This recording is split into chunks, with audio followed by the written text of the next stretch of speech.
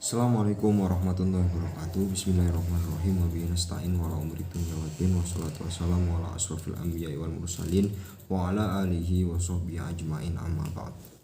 Di sini saya akan menjelaskan tentang presentasi saya, yaitu tentang Babit Fikih Aulawiyat ya. Pertama-tama pengertian dari aulawiyat sendiri ya, yang kemudian nanti dikorelasikan dengan fikih. Pengertian dari aulawiyat yaitu secara bahasa diambil dari isim tafdil. Isim tafdil itu kata benda yang menunjukkan keutamaan sesuatu, seperti itu. Ya, kemudian hal ini diringkas gunanya terhadap dua makna pembahasan. Yang pertama yaitu lebih besar dan lebih wajar, yang kedua yaitu lebih dekat. Pada kitab Lisan Al-Arabi, Ibnu Mandur menjelaskan bahwasanya kata aulawi memiliki opsi pemaknaan sesuai dengan konteks variasi pembahasan yang kesemuanya tersebut dikembalikan terhadap makna al-awal ya, makna al-awal yang berarti utama. Pengertian fikih aulawiyah. Kata fikih ini memiliki makna pengetahuan atas sesuatu dan memahaminya dengan baik. Sehingga apabila ada orang berkata faqaha asyai ai fahmahu, berarti kalau saya mengatakan faqaha asyai, seseorang telah mengetahui sesuatu, berarti dia paham atas sesuatu tersebut, seperti itu. Fikih al-alawiyah sebelumnya diistilahkan fikih hierarki amal yang didefinisikan sebagai peletakan segala sesuatu dalam keadaan sebenarnya, dan pada hierarki hukumnya Al-Qadrawi mendefinisikan fikih al-alawiyat sebagai upaya meletakkan setiap sesuatu menurut peningkatan atau peringkatnya, tidak mengakhiri perkara yang seharusnya didahulukan atau mendahulukan perkara yang seharusnya ditaruh di belakang atau diakhirkan gitu. Kemudian juga tidak meremehkan perkara yang besar ya, yang seharusnya kita perhatikan, dan tidak membesarkan atau lebay terhadap perkara yang kecil gitu. Adapun fikih al-auliyah juga diartikan oleh Dr. Yusuf Al-Qadrawi sebagai sebagaimana yang ada pada bukunya. Sesungguhnya alawiyat memiliki arti pergerakan ya, pergerakan yang mana saya telah mentertentukan maknanya, yaitu meletakkan suatu pada kedudukannya.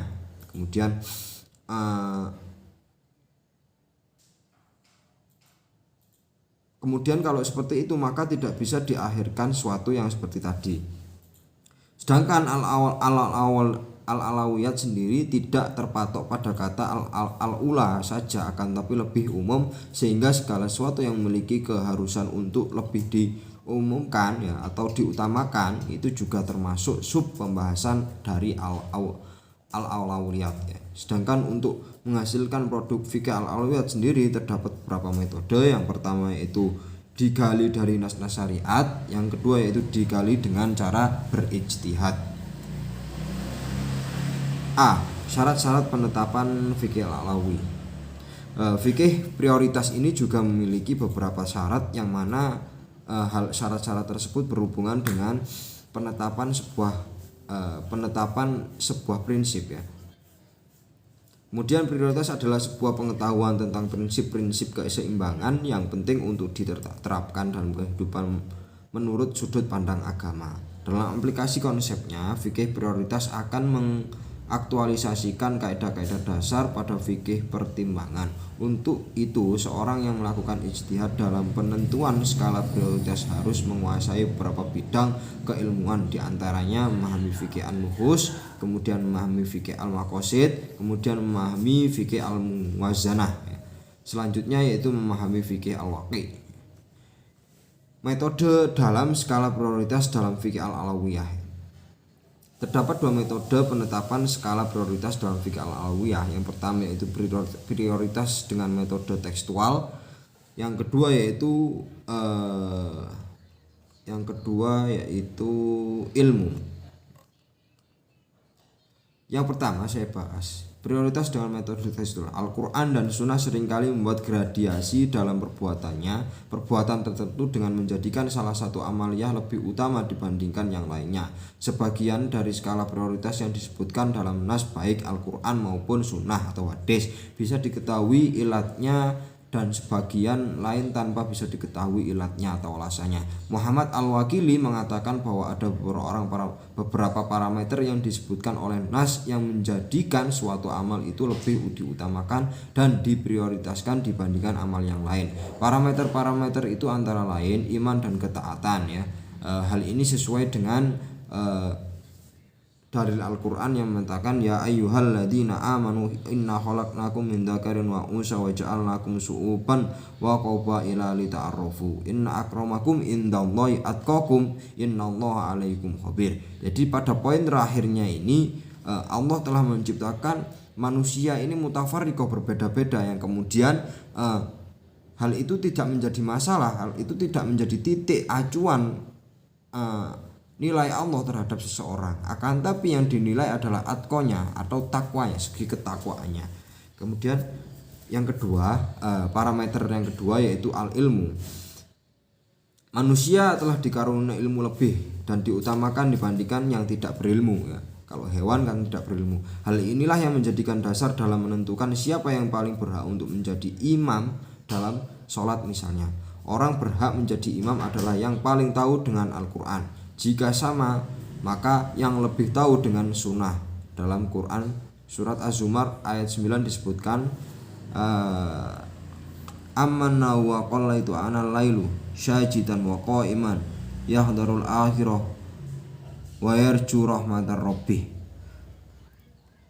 Apakah kamu orang musyrik yang lebih beruntung? Allah tanya begitu. Ataukah orang yang beribadah pada waktu malam dengan sujud dan berdiri karena takut kepada azab akhir dan harap rahmat Tuhannya? Katakanlah seperti itu. Apakah sama orang-orang yang mengetahui dengan orang-orang yang tidak mengetahui?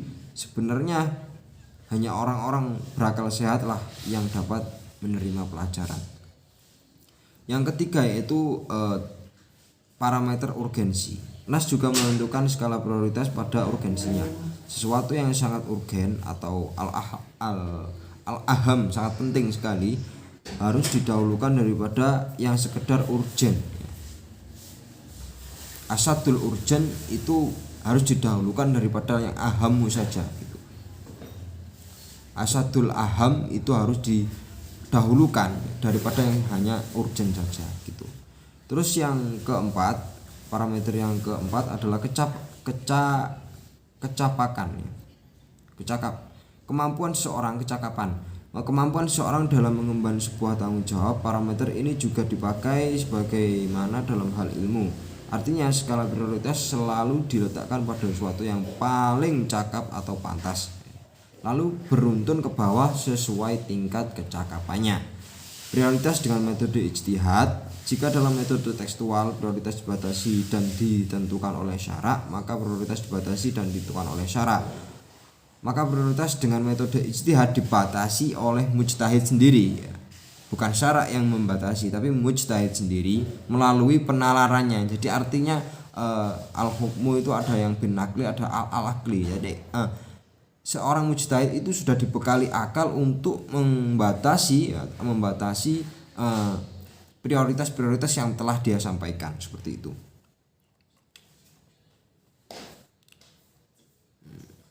Yang selanjutnya yaitu jika terjadi benturan dalam pelaksanaan amal. Ketika dalam dua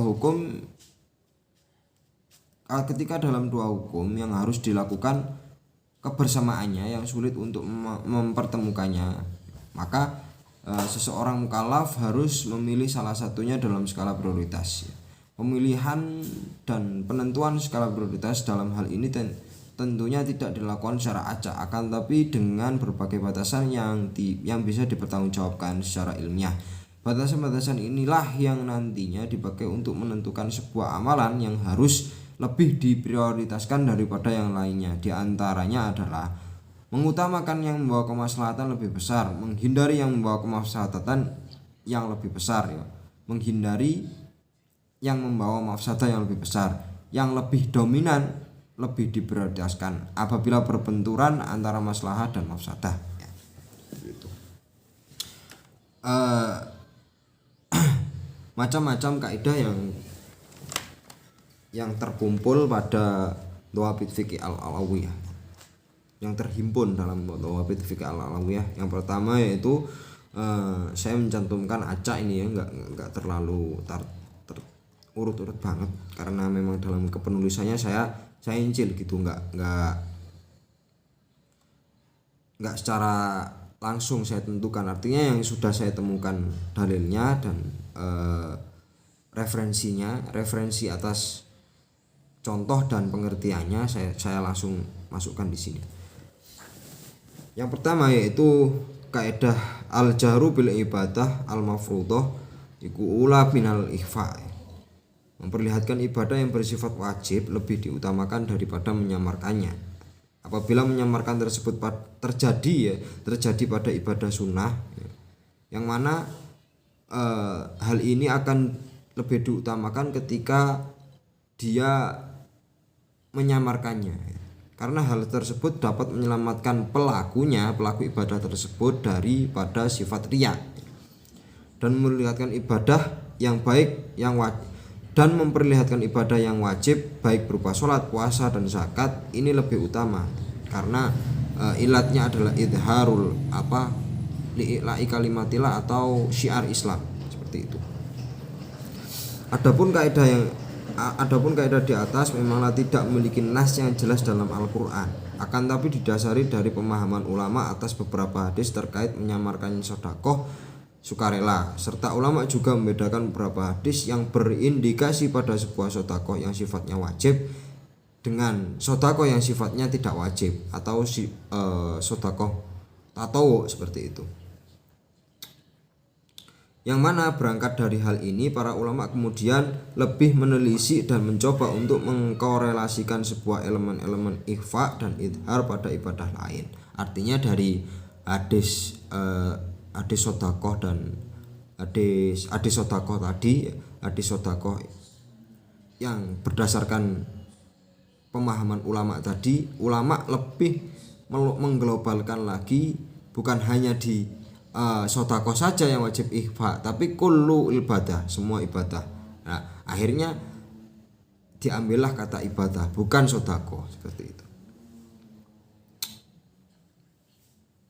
Namun titik tekannya setentu pada sifat ibadah tersebut yang berkaitan dengan status wajib atau sunnahnya. Artinya ketika wajib kan kita harus seharusnya jar ya. Tapi kalau ketika sunnah ya, itu lebih baik disamarkan, seperti itu. Elemen ikhfa pada keutamaan sholat seperti halnya disampaikan Rasulullah dalam hadisnya afdhalus sholatul mar'i fi baitihi illa maktubah. Rasulullah bersabda, lebih utamanya sholat seseorang itu dalam rumahnya kecuali sholat maktubah. Dan ulama ketika menetapkan suatu atas penjelasan sebuah rukun maka mengkhususkan zakat bagi seorang laki-laki saja, dengan sekiranya sesungguhnya ucapan mereka berorientasi pada sekitar pembahasan zakat ya, dan mereka tidak mengambil beberapa rukun yang lain kecuali hal tersebut jarang terjadinya. Paham ya? Ulama ketika menetapkan suatu atas penjelasan sebuah rukun itu umumnya mengkhususkan zakat bagi seorang laki-laki saja, dengan sekiranya sungguhnya ucapan mereka berorientasi pada sekitar pembahasan zakat, dan mereka tidak mengambil beberapa rukun lain kecuali hal tersebut jarang terjadinya. Maka dalam problem zakat, Al-Hasan mengatakan bahwasanya memperlihatkan zakat itu lebih bagus, artinya itu bagus, dan menyamarkan ibadah sukarela itu lebih utama karena hal tersebut menunjukkan bahwasanya si pelaku melakukan ibadahnya hanya semata-mata karena Allah. Kemudian Al-Imam At-Tabari juga menisbatkan bahwasanya memperlihatkan keutamaan itu mengalahkan kerahasiaan terhadap ulama.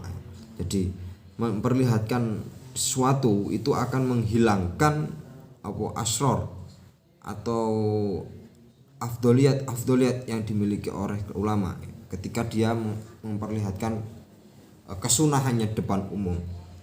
ibadah sunnahnya di depan umum. Karena sungguhnya beberapa kefarduan ini tidak bisa dimasuki sifat riya. Bahkan sampai kefarduan pun sebenarnya tidak bisa dimasuki sifat riya. Apalagi yang sunnah yang disiapkan untuk memerangi sifat riya tersebut. Berbeda dengan sunnah yang disiapkan untuk memerangi sifat tersebut. Hal ini dikukuhkan oleh pendapat Ibnu Hajar dalam kitab Al-Aftah. Beliau berkata, Imam At-Tabari menukil bahwasanya ulama sepakat atas pengumuman di dalam sedekah fardu itu lebih utama daripada tidak mengumumkannya. Sedangkan sedekah sukarela itu kalau sedekah sukarela ya lebih baik diikhfakan atau disamarkan. Selanjutnya yaitu darul mafasid. Kaidah yang kedua, darul mafasid muqaddamu ala jalbil masoleh. Menolak kemafsadatan lebih diunggulkan daripada menarik sebuah kemaslahatan. Kaidah ini berorientasi pada sebuah permasalahan yang dianggap buruk menurut umumnya, sehingga syariat tidak perinci dan mendetail menjelaskan beberapa ketentuan yang ada pada kaidah di atas. Kaidah ini pula sebagai hujah untuk pelarangan sebuah perbuatan yang fasad atau menimbulkan kerusakan. Imam Al-Ala'i secara khusus membahas kaidah ini pada sebuah karyanya yang berjudul Tahqiq Al-Murad fi An-Nahi Yaqtadul Fasad. Artinya penjelasan tahqiq Al-Murad, penjelasan apa yang dimaksud bahwasanya sesungguhnya nahi atau larangan itu pasti akan menimbulkan atau menyebabkan kefasatan. Kalau perkara sudah dilarang itu kalau dilakukan pasti menimbulkan kefasatan atau kerusakan di dalamnya. Ulama berbeda pendapat mengenai pencegahan sebuah mafsadat tersebut, bahwa sungguhnya pelarangan tersebut akan menghasilkan hukum haram atau hanya makruh. Namun secara umum ulama berpendapat bahwa asal dari sebuah pelarangan akan menuntut hukum haram. Izzuddin bin Abdul Salam di dalam kitabnya Qawaid Al-Ahkam fi Musolih Al-Anam mengatakan bahwa seluruh syariat itu adalah maslahat, baik dengan cara menolak mafsah atau dengan meraih maslahah. Kerja manusia itu ada yang membawa pada maslahat, ada pula yang menyebabkan mafsadat, baik maslahah maupun mafsadat. Ada yang untuk kepentingan duniawiyah dan ada yang untuk kepentingan ukhrawiyah, dan ada juga yang untuk kepentingan duniawiyah sekaligus ukhrawiyah. Seluruh yang maslahat diperintahkan oleh syariat dan seluruh yang mafsadat dilarang oleh syariat. Setiap kemaslahatan memiliki kemanfaatan dan manfaat serta pahala dan kita akan mendapatkan kemanfaatan dari kemaslahatan tersebut besertaan dengan pahalanya ketika nanti kita di akhirat. Dan setiap kemaslahatan dapat memiliki kemudorotan. Dalil-dalil yang mendasari kaidah ini, wala tasubul ladzina yad'una min dunillahi fayasubbullahu adwan bighairi ilm. Artinya, dan janganlah kamu mencela terhadap orang-orang yang mengajak menyembah terhadap selain Allah, maka mereka akan mencela Allah dengan memusuhinya tanpa adanya ilmu. Ini prioritas karena apa? Karena menghilangkan kemafsadatan itu lebih diprioritaskan daripada jalbil masoleh, daripada hanya menarik sebuah kemaslahatan. Apabila keduanya tersebut bisa dilakukan secara besertaan, bisa juga menarik mafsadat, bisa juga menghilangkan mafsadat sekaligus menarik kemaslahatan. Itu dilakukan saja. Artinya tidak ada ilat dalam melakukan kedua hal tersebut. Kaidah yang ketiga, al-maslahah al-amma muqaddimatun alal maslahah khossah. Maslahat yang umum lebih didahulukan daripada maslahat yang khusus. Pengertiannya, Imam Ghazali berkata bahwa menjaga hitoh Islam dan kepentingan orang Islam itu lebih penting dalam bingkai maqasidus syariah daripada menjaga individual tertentu.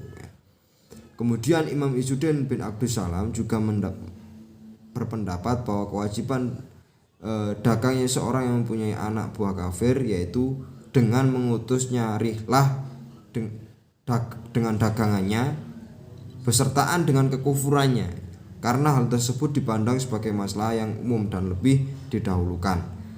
Masalah yang umum dapat didahulukan dengan memenuhi beberapa syarat. Yang pertama, keadaan masalah yang tertentu tersebut tidak lebih besar daripada masalah yang lebih umum. Kedua, masalah tersebut tidak dianggap sulit untuk dihasilkan daripada masalah yang umum yang dianggap susah untuk terwujud. Ketiga, keadaan masalah yang khusus tersebut menerima untuk dianggurkan atau tidak dilakukan dan posisinya digantikan oleh maslahat yang umum. Contoh penerapan kaidah mendirikan negara berbasis demokratis lebih didahulukan daripada mendirikan sebuah wilayah didahulukan pada sebuah wilayah yang dihuni oleh masyarakat yang berbeda-beda agamanya. Hal ini lebih didahulukan daripada mendirikan negara yang menerapkan hukum Islam, karena asas-asas kenegaraan adalah kepentingan umum ya.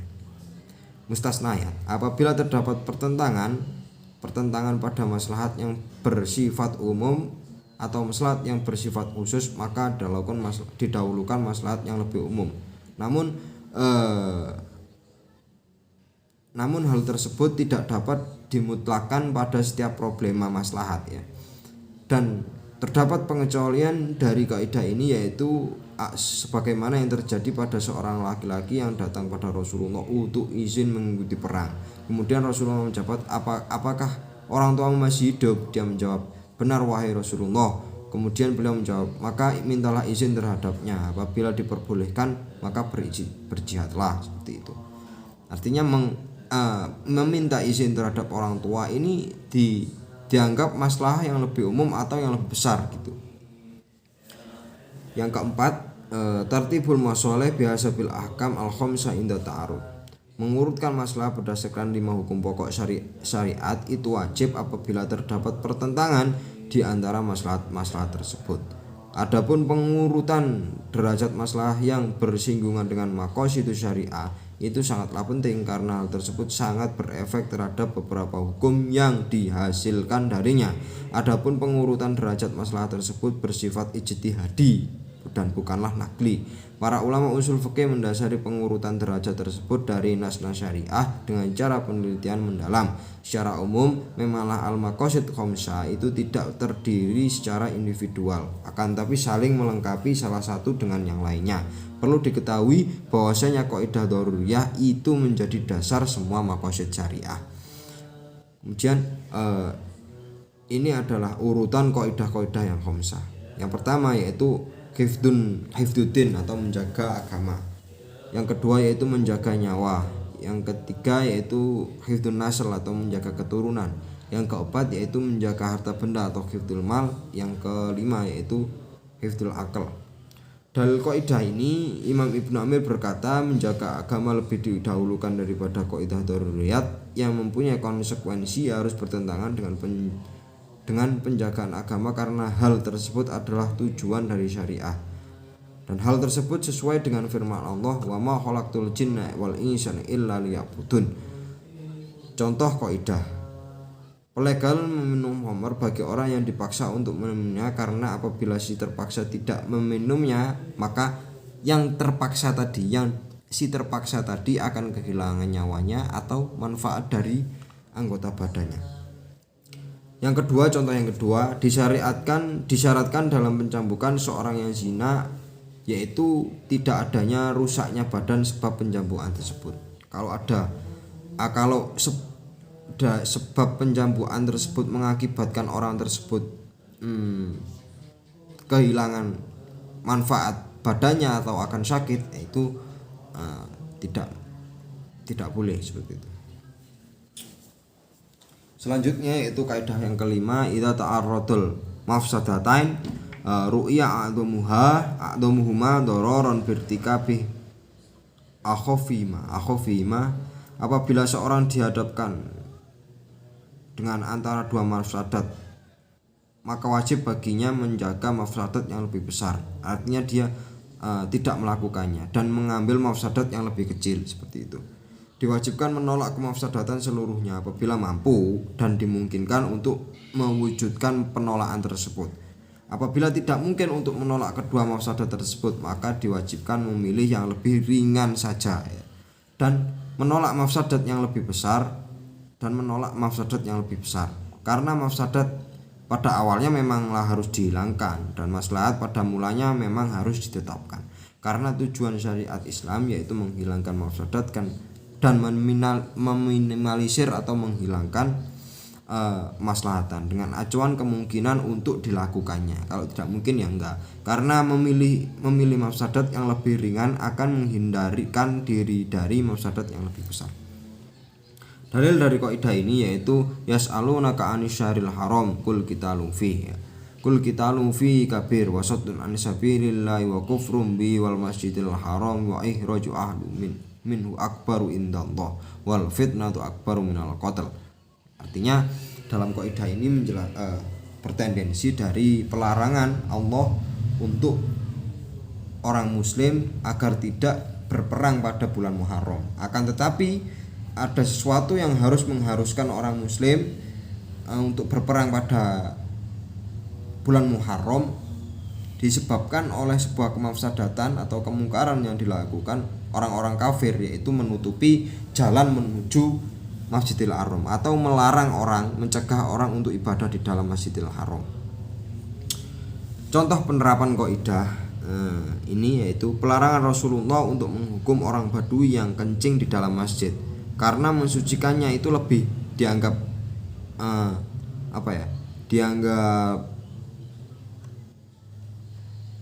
mensucikannya itu lebih kecil mafsadatnya gitu loh, dianggap lebih kecil mafsadatnya daripada menghukumnya. Terus kaidah yang keenam, idza tasyawwat al-masalih fil hukmi warudbati qadama a'dhamuhuma nau'an inda ta'arud.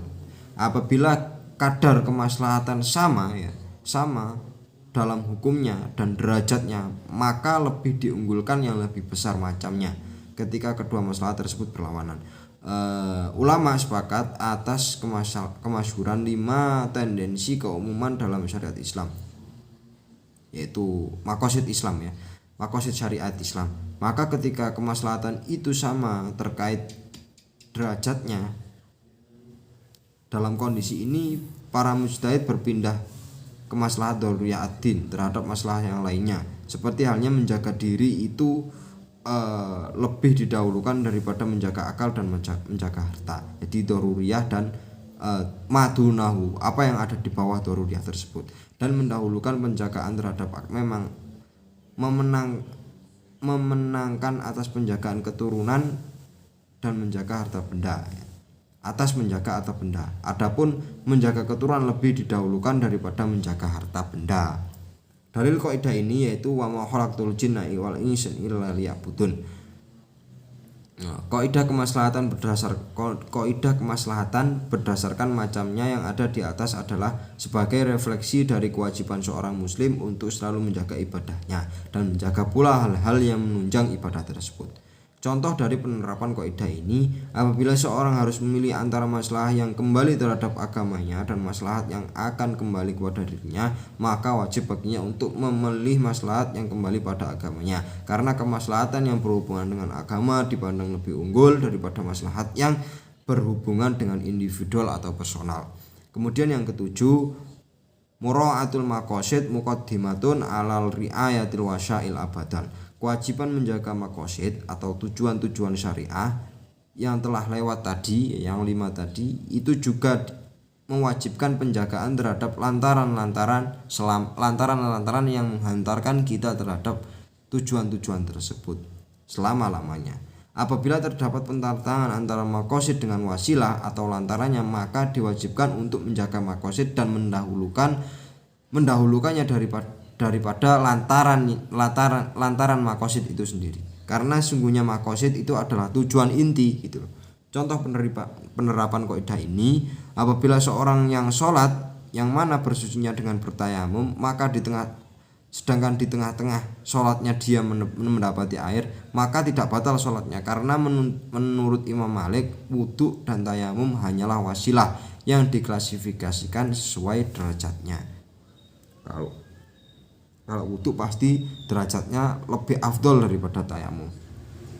Apabila seorang yang akan sholat takut, contoh yang kedua, akan habisnya waktu sholat, ketika dia berusaha mencari air, yang masyhur menurut ulama madzhab Malikiyah, dia sudah diperbolehkan untuk tayamumnya. Artinya hanya ada don saja. Kalau saya ini nanti berusaha mencari air, saya akan kehilangan waktu duhur seperti itu. Karena sebentar lagi asar. Don saja atau prasangka saja itu sudah membolehkan dia untuk bertayamum. Mustasnayatnya, apabila telah datang pada budak, yaitu waktu di mana dia akan dimerdekakan, sedangkan dia dalam keadaan membuka kepalanya ketika sholat, ya, maka sholatnya harus diulang. Yu'idul ibadah itu karena ketika dia sudah merdeka, maka kepalanya adalah aurat, ya. Sebab pengecualian ini adalah karena problema tersebut bukanlah termasuk pengganti dari sebuah ibadah. Artinya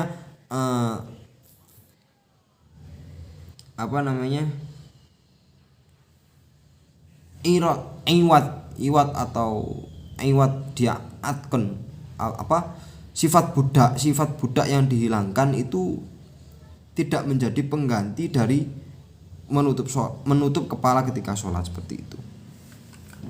Bukan seperti halnya wudhu yang bisa digantikan oleh tayamum. Kaidah ke-8, al-mutafaqun alaih muqaddimun ala mukhtalafih. Yang disepakati itu lebih diunggulkan daripada yang diperdebatkan.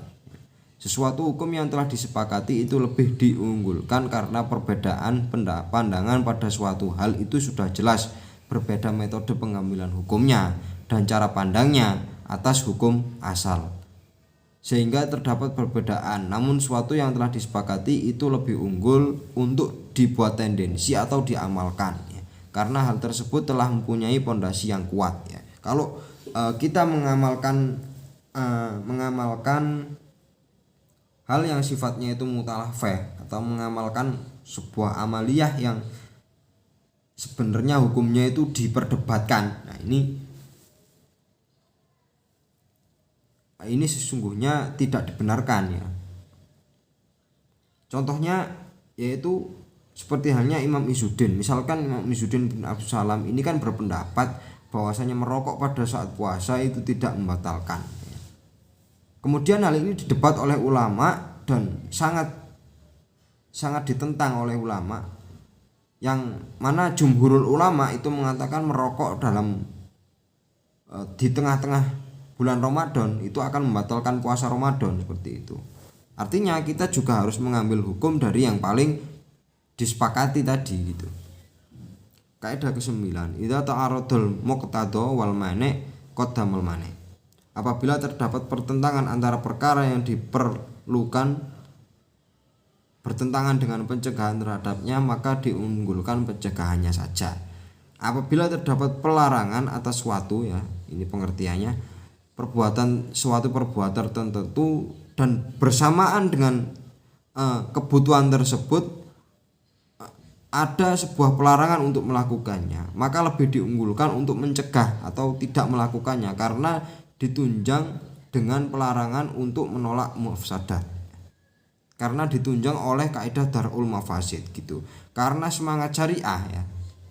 Alasan selanjutnya karena semangat syariah terhadap suatu yang dilarang itu lebih besar daripada mewujudkan perkara yang diperintahkan, dan sesungguhnya perhatian syariah terhadap perkara yang dilarang itu sangatlah diberatkan, berbeda dengan penganjuran perkara yang diperintahkan. Dalil kaidah ini yaitu manahaitukum anhu fajtanibuh wa ma amartukum bih fa'atu minhu mastata'tum. Sabda Rasulullah, perkara yang telah aku larang maka jauhilah, dan perkara yang telah aku perintahkan maka lakukanlah sesuai kemampuanmu. Penerapan kaidah ini, syariah melarang jual beli khamr dan jual beli kotoran hewan meskipun terdapat untung dari penjualan tersebut, yang mana sesuai dengan anjuran bahwasanya sangatlah baik membangun usaha yang banyak menghasilkan keuntungan. Akan tapi khamr itu dilarang untuk diperjualbelikan. Yang ke-10, al-jaru bil ibadah al-mafruḍah ula minal ikhfa. Memperlihatkan ibadah yang fardu itu lebih utama daripada menyamarkannya. Apabila menyamarkan tersebut terjadi pada ibadah sunnah, maka lebih baik untuk diperlihatkan saja. Dan memperlihatkan ibadah yang wajib baik berupa sholat, puasa, zakat itu lebih utama karena alasannya syiar seperti itu. Kemudian